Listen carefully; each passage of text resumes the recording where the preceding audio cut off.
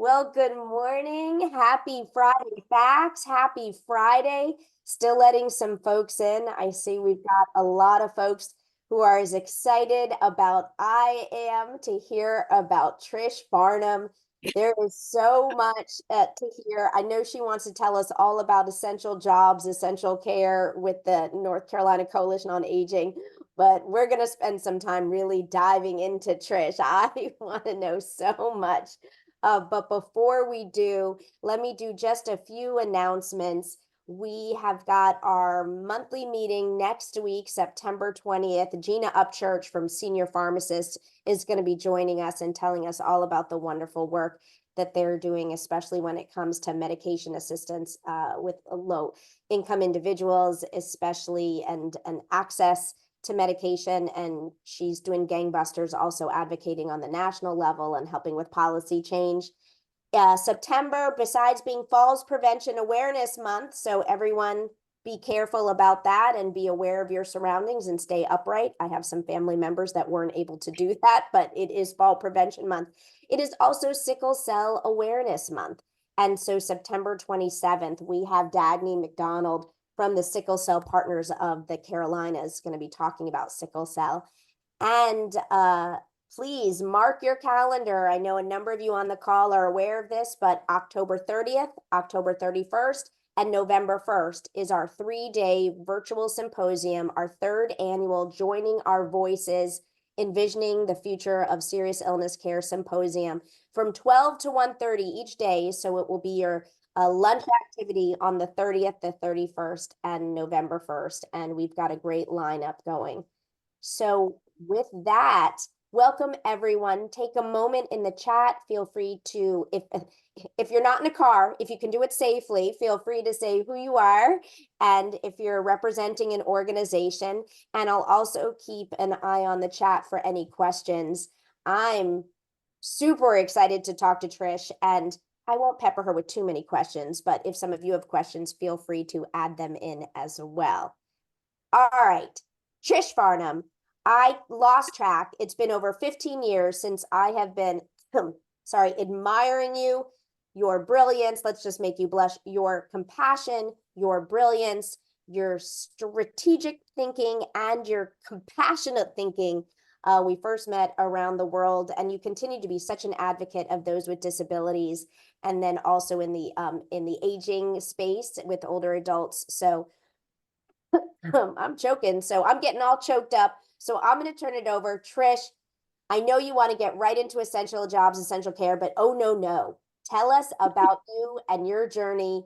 And let's just, I don't want to say it's your therapy with everyone, but we want to dive all into what makes you tick and where are you from and all of that. Go forth, my friend. So let me just say, like, this is the most beautifully awkward experience I've had in a long time. So Heather Altman, I just have adored you from afar for years. So let me just send you a verbal hug over the internet. And just really have always appreciated your sense and your spirit of welcome and your sense and just innate spirit of inclusion.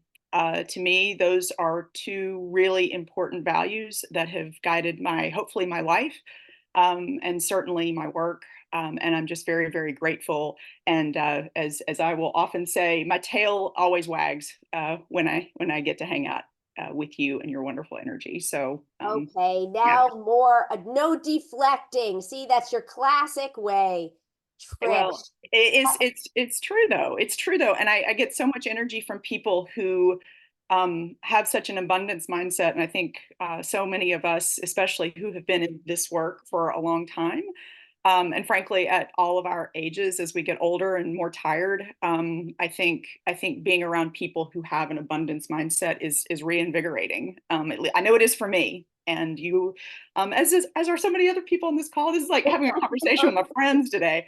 So, I'm just grateful for that. Okay, but I will do as assigned and give you a little bit of backstory. Um, so, just a couple of kind of points from maybe my early experience. Don't worry, I'm not going to give you the whole life tour. But a couple of points that maybe led me to where I am today that I think are relevant. I grew up in East Tennessee, so go Vols. Really sorry for the Pac's loss on Saturday. I usually am a Pac fan, unless they're playing Tennessee. So I'm really sorry for those of you who were bummed by that game. It felt pretty good to us. Um, and growing up, we had a family that were all from Tennessee and all local. And so I grew up had a very multi-generational experience growing up. And I didn't realize this at the time because that was just kind of the way life was. But I realized in hindsight how meaningful and impactful that was to me and kind of how I see the world.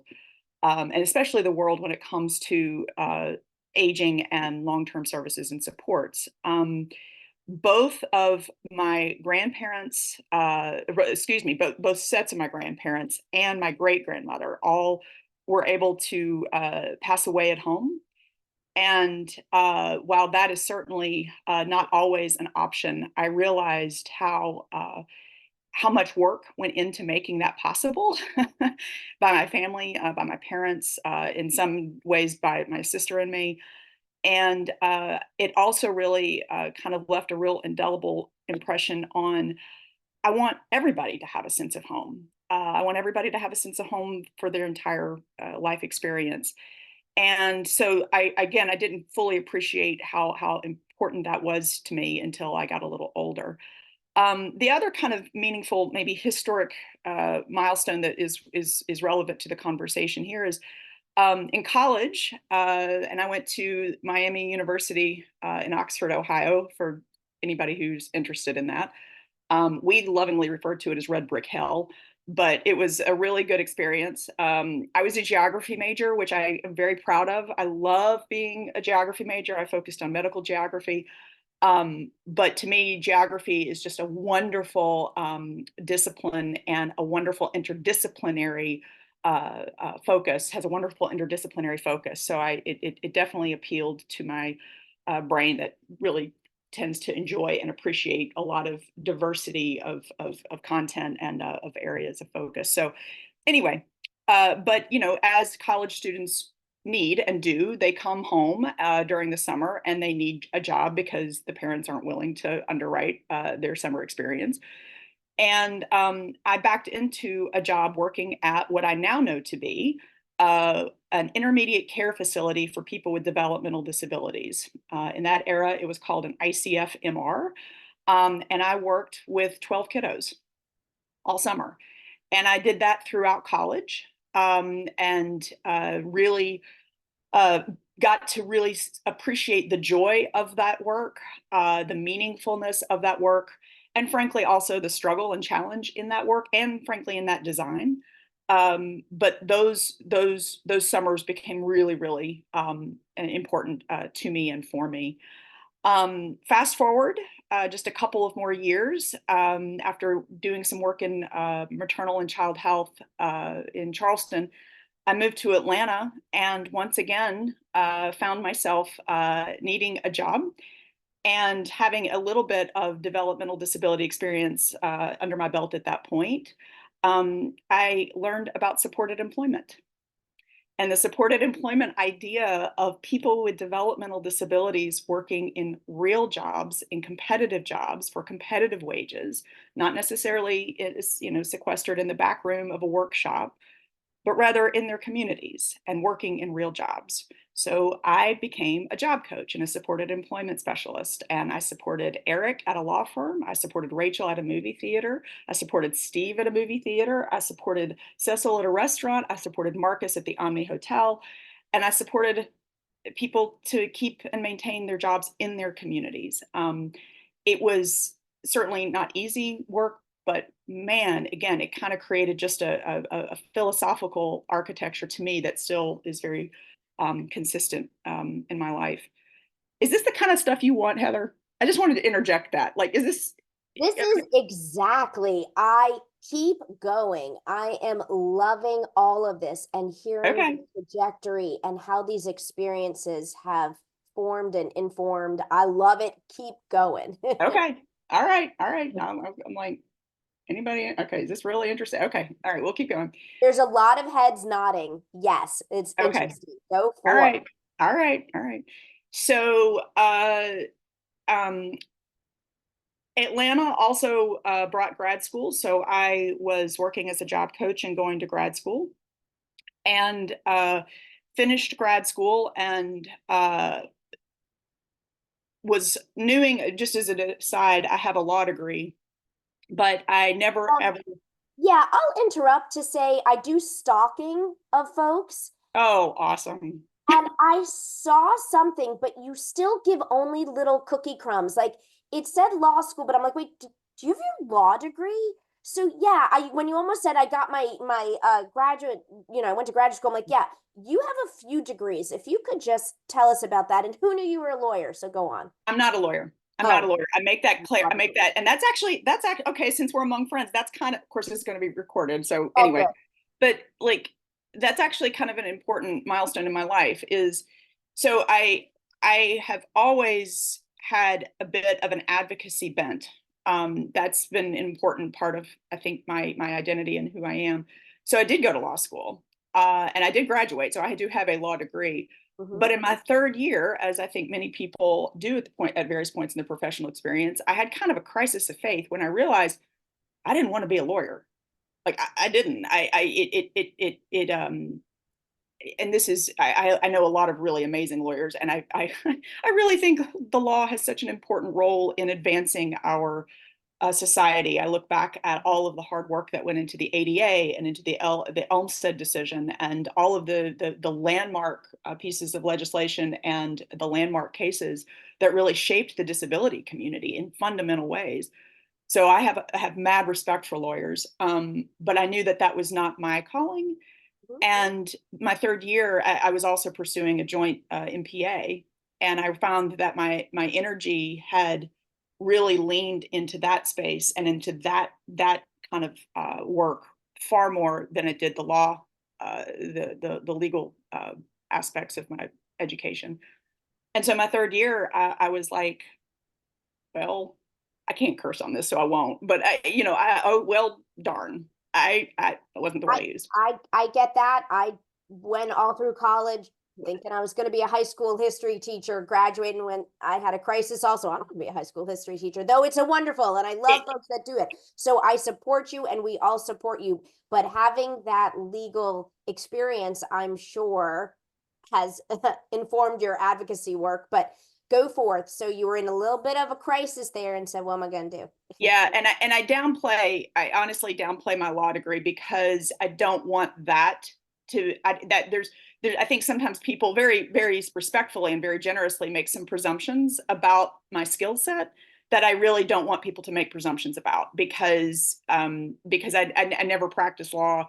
And just like anything else, there's the theoretical understanding, but then there's the actual application, and I never want people to conflate the two when they learn that, or if they. Always so thoughtful, Trish. Okay. You Anyway, get it. But yes, I saw that and was like, wait a second. All right. So thank you for explaining that. So you're in Georgia and you're in going Georgia, to, and I reach out to the woman who was the director of the supported employment entity, and I'm like, I need to think about my career. And she said, well, she said, as luck would have it, she said, have you ever heard of an organization called Georgia Options? And I had not.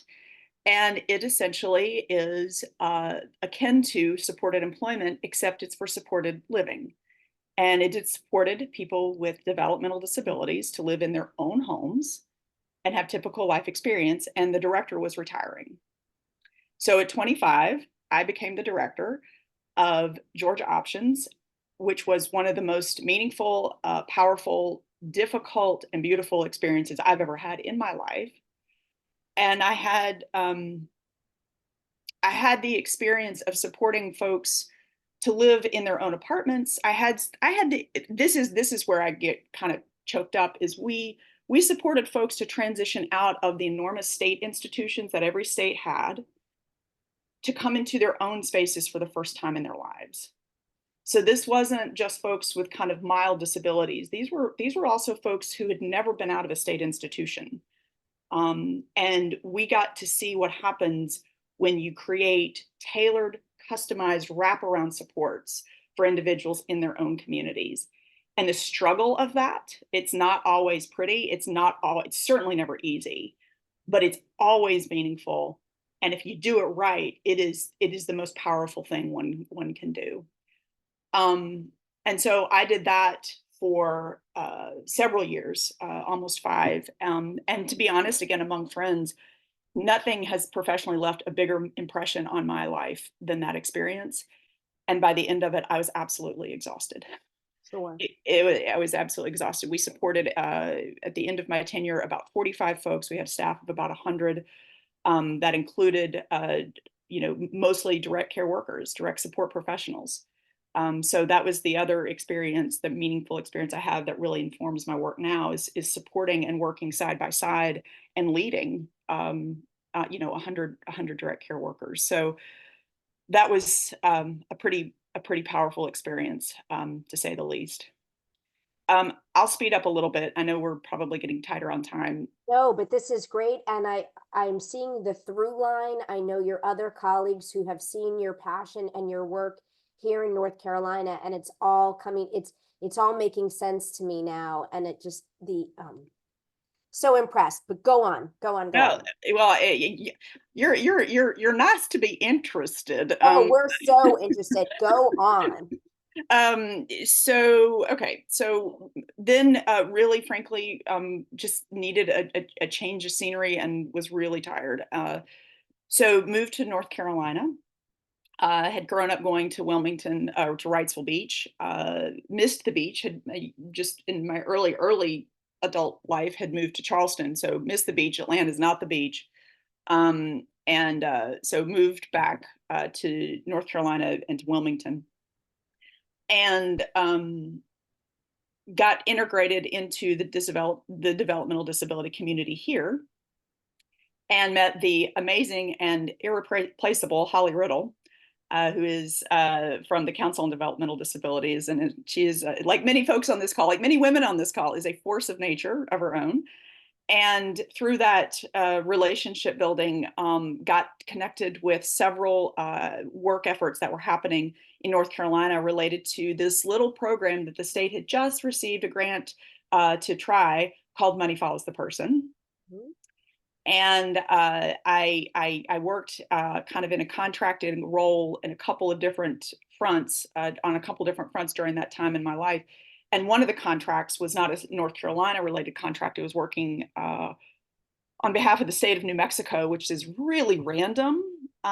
Yeah, but, was on contract with the state of New Mexico to assist in their work of dismantling, facility-based workshops for day centers and really reintegrating them into, community-based supports. So I was kind of working in tandem on several contracts, and it was a very interesting professional experience for me for a lot of reasons that I won't go into, but it certainly informed kind of where I am today and some of the dynamics that we still see in services. But more relevantly, I was, North Carolina, worked on a grant that supported the MFP project. And, for those of you who may not be familiar with MFP, I think most people on this call are. But Money Follows the Person it is technically a demonstration project, but it's been around a long time now. I mean, it's been around since like 2000. I think the enabling legislation happened in 2008. Mhm. Um, and it essentially, authorized and codified, activities that had been pilot tested for years to support folks who, were eligible individuals, Medicaid beneficiaries, to transition out of what are called qualified facilities back into their homes and communities. So working in nursing or transitioning folks from nursing facilities, from some of those big state developmental centers like I was talking about that existed in Georgia and certainly exist here in North Carolina, and supporting the processes to transition folks from those settings back into their home and communities.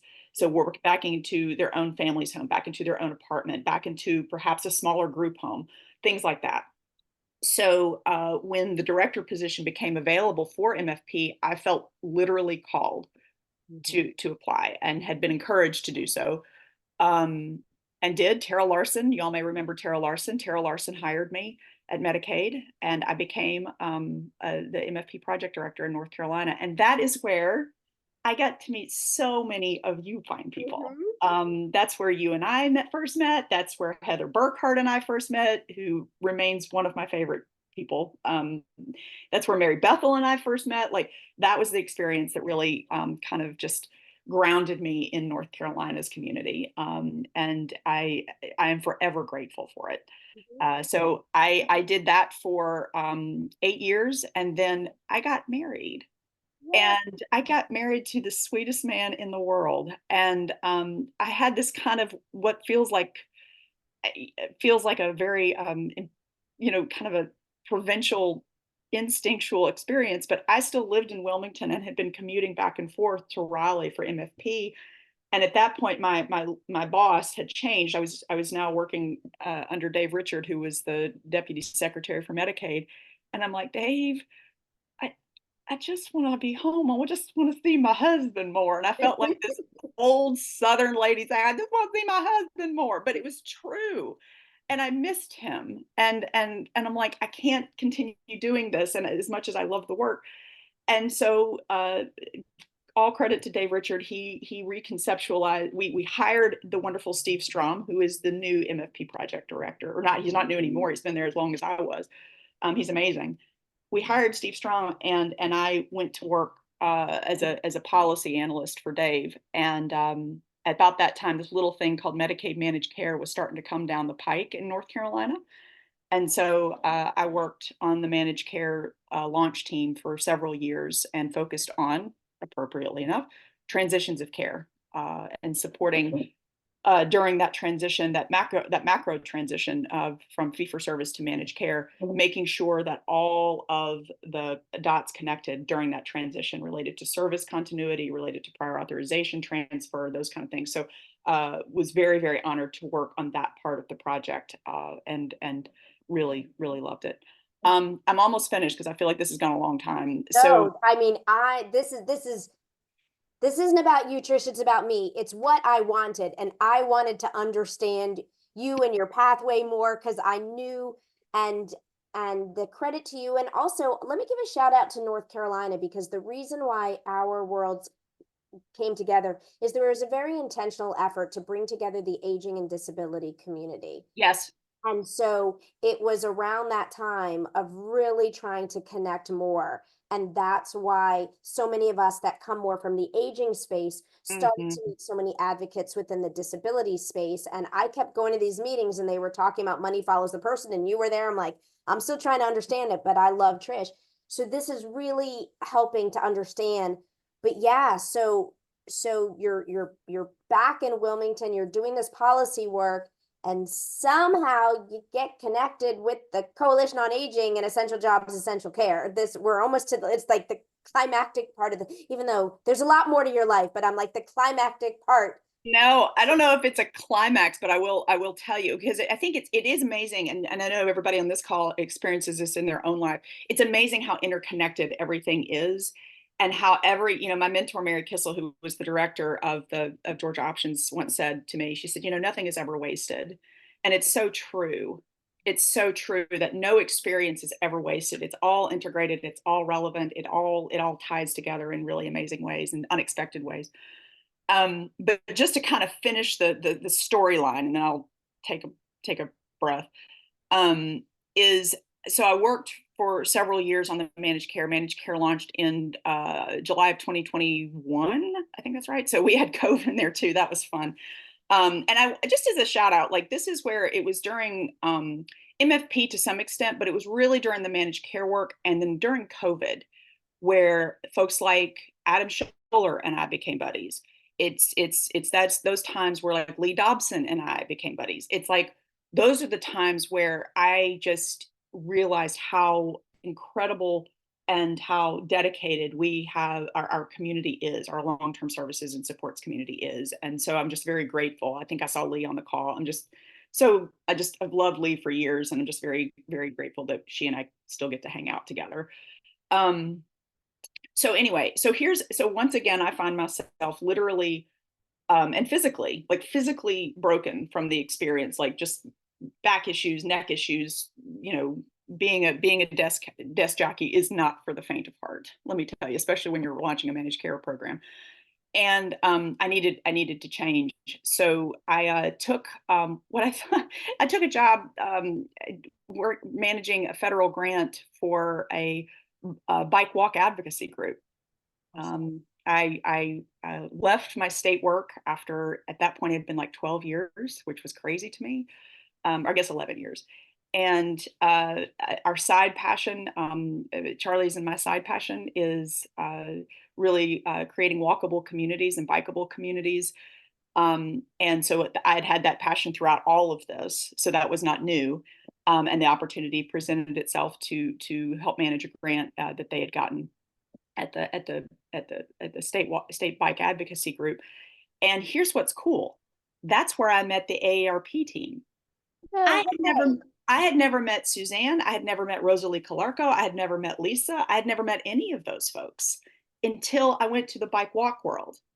And because of their livable communities initiatives, there was so much incredible overlap in thinking about how do we build local infrastructure to create a livable community. We were always in the same space. And so I think it's ironic, but actually really, really natural that that's where I met the wonderful team from AARP. So like I loved so many parts of that experience, but the most important part was the relationships that got kind of created through that experience. And then, and this is relevant,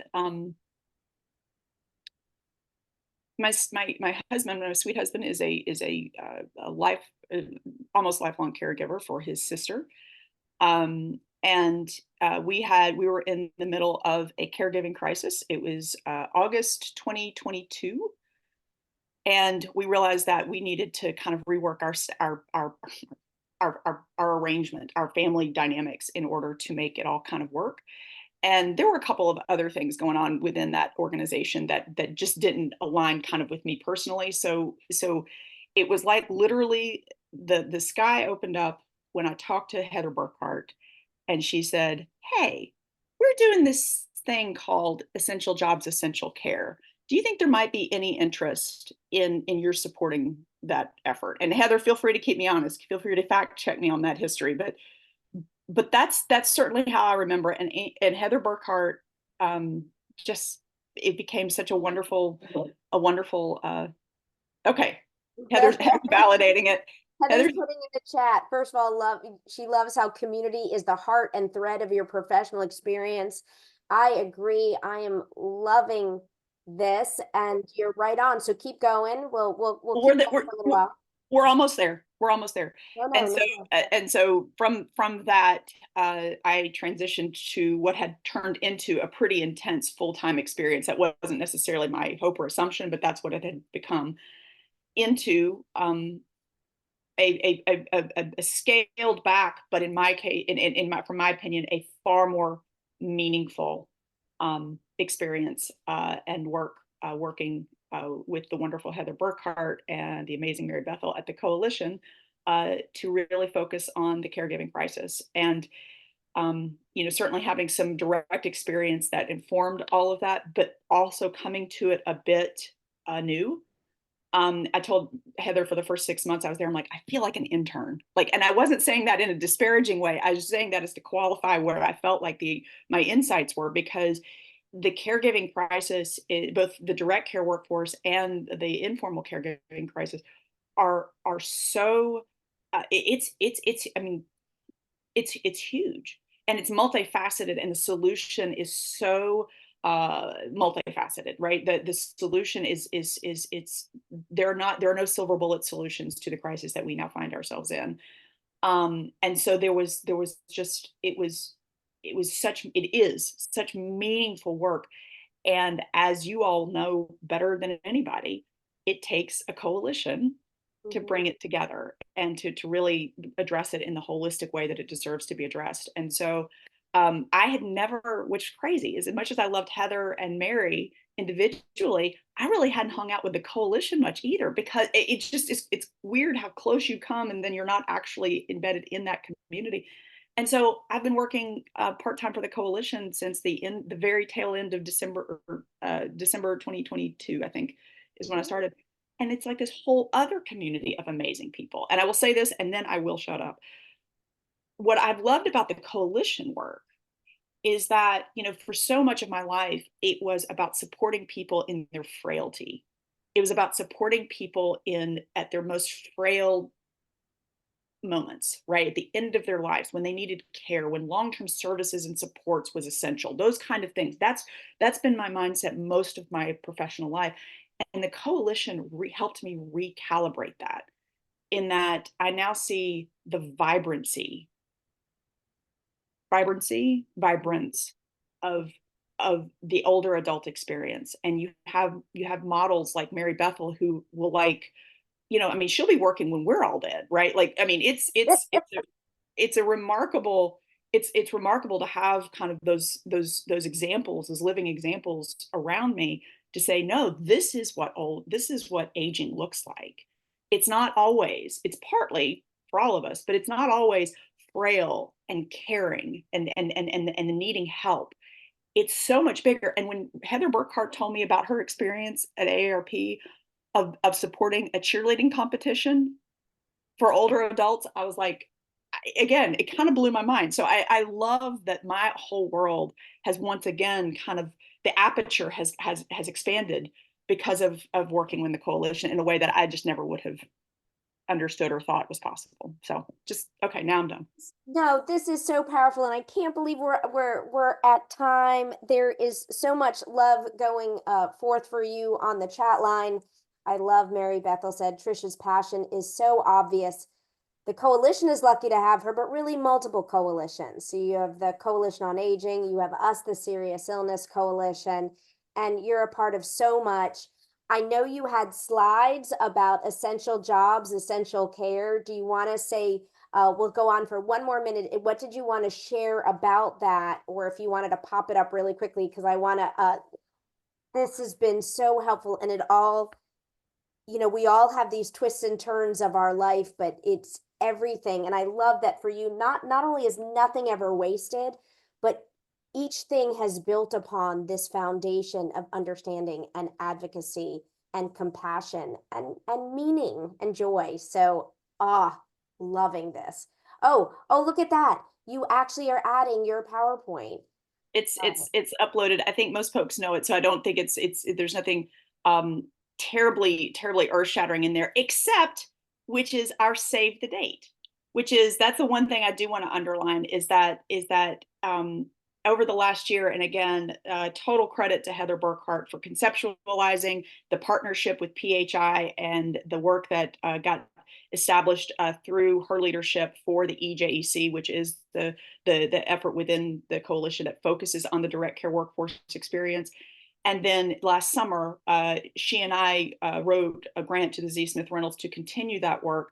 And we wanted to expand the focus to look at those relationships between the direct care workforce and the family caregiving community. And so I'm very grateful for Karen Appert and Heather Yu, because now we have come together as a kind of a new coalition, or kind of a new group, to think about those interconnections and those interrelationships. And so really excited that I think our official launch of that will be at the Serious Illness Coalition's symposium on October 30th, where we have an incredible panel of people across the disability and aging continuum, from kiddos to older adults, family caregivers, direct care workers, coming together to present and share their experience. So really excited about that effort. And so with that, I think that's all I'm going to say. a beautiful way to end, and thank you for those on the chat line. Trish added her presentation, and I'll have that added to the website as well. Trish Farnham, advocate, just fabulous. I don't even know all the titles to do, but that was really, really helpful. And what's nice is this is not goodbye, because I was in meetings with you yesterday, the day before. We'll have meetings next week. We all get to work together. We're making Karen Appert lose it right now. I think what's wonderful is that we work together all the time, daily, weekly, monthly. But to be able to take this time, I inherited Friday Facts, and I love the goal of this, which is to take a moment, take a breath, to understand each other a little bit more and motivate Mhm. each other and learn from each other's inspirations. So yeah, I'm seeing on the chat line, We love starting our Friday with your story. Your passion and positivity is inspirational. Well, thank you so much humbly for being interested. And honestly, Heather Altman, thank you for creating the space. I do think just in our world, not just in our professional community, but in our world, we need to create space, just like you said, to stop and really learn about each other. And so humbly, I'm very appreciative of what you did and humbly grateful to be invited. All right, well, everyone go forth. We will see you all soon, hopefully next week at our monthly meeting. Trish Farnham, thank you so, so much. Group hug. Group Group hug. hug.